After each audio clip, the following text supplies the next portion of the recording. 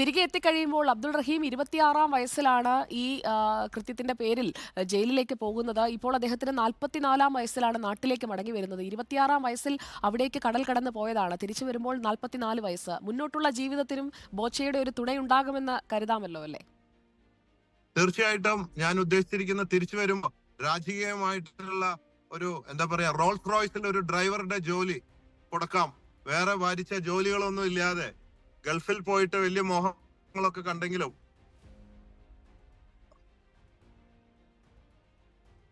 കാര്യങ്ങള് ഇവിടെ തന്നെ ആൾ നല്ലൊരു ജോലിയും റോൾസ് റോയ്സിൽ തന്നെ ഒരു ഡ്രൈവറായിട്ട് വെക്കാനുള്ള ഒരു തീരുമാനത്തിലാണ് ഉള്ളത്. സമ്മതിക്കുകയാണെങ്കിൽ തീർച്ചയായിട്ടും നല്ല രീതിയിൽ ഗൾഫിലൊന്നും പോവാതെ ഇവിടത്തെ സൗകര്യത്തിൽ ആലോചിച്ചുകൊണ്ടിരിക്കുന്നത്. ഓക്കെ ബോബി ചെമ്മണ്ണൂർ, അത് വളരെ വലിയൊരു ആക്ട് തന്നെയാണ് താങ്കളുടെ ഭാഗത്ത് നിന്ന്. മോചനത്തിനായി വഴിയൊരുക്കുന്നു. അതിനുശേഷം നാട്ടിൽ വന്നു കഴിയുമ്പോൾ അദ്ദേഹം ഡ്രൈവർ ജോലിക്കായിട്ടാണ് പോയത്. അവിടെ വെച്ച് അവിടെ ജയിലിൽ പെട്ടുപോവുകയാണ്. ഒരു മാസത്തെ ശമ്പളം പോലും വാങ്ങാൻ കഴിയുന്നതിന് മുൻപ് തന്നെ ജയിലിൽ പെട്ടുപോകേണ്ടി വരുന്ന ഒരു മനുഷ്യന്റെ അവസ്ഥ മനസ്സിലാക്കിയാണ് താങ്കൾ ഇങ്ങനെയൊരു ഓഫർ മുന്നോട്ട് വെച്ചിരിക്കുന്നത്. അബ്ദുൾ റഹീം സ്വീകരിക്കുമെന്ന് തന്നെയാണ് ഞാൻ കരുതുന്നത്. കാരണം ജയിലിൽ നിന്ന് പുറത്തു വരുമ്പോൾ എല്ലാവരും പറയാൻ പോകുന്ന ആദ്യത്തെ പേര് താങ്കളുടേതായിരിക്കും, ശ്രീ ബോബി ചെമ്മണ്ണൂർ. നമ്മൾ ദൈവത്തോട് വിളിക്കൂ, ദൈവത്തെ വിളിക്കൂ, ദൈവത്തോട് സംസാരിക്കൂ എന്നൊക്കെ പറയുന്നതിനപ്പുറം മനുഷ്യര് തന്നെ ദൈവത്തിൻ്റെതായ പ്രവൃത്തികൾ ചെയ്യാൻ കഴിയും എന്ന് താങ്കൾ പ്രവൃത്തിയിലൂടെ തെളിയിച്ചുകൊണ്ടിരിക്കുകയാണ്. അതിൽ താങ്കൾക്ക് എത്രത്തോളം അഭിമാനം തോന്നുന്നു? ഇത്രയും കാലത്തെ ബോബി ചെമ്മണ്ണൂരിന്റെ ജീവിതത്തിലെ തന്നെ ഏറ്റവും നല്ല ഒരു പ്രവൃത്തിയായി ഇത് അടയാളപ്പെടുത്താൻ പോവുകയല്ലേ?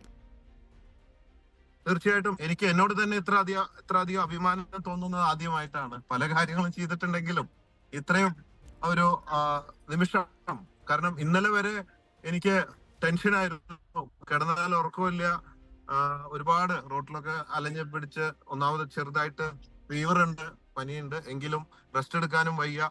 അതുകൊണ്ട് ടെൻഷനായിട്ട് ഗുളിയൊക്കെ കഴിച്ചിട്ടാണ് ഇന്നലെ കിടന്നത്. പക്ഷെ ഇന്ന് എനിക്കൊരു സന്തോഷ വാർത്തയാണ്. ഇത്രയും പെട്ടെന്ന് പൈസ കയറി ഇതിൽ എത്തിക്കഴിഞ്ഞപ്പോൾ ഇനി അതിലേക്ക് നമുക്ക് എത്തിക്കാം. ഇനി ബാക്കി എന്ത് കുറവ് വന്നാലും അത് എത്ര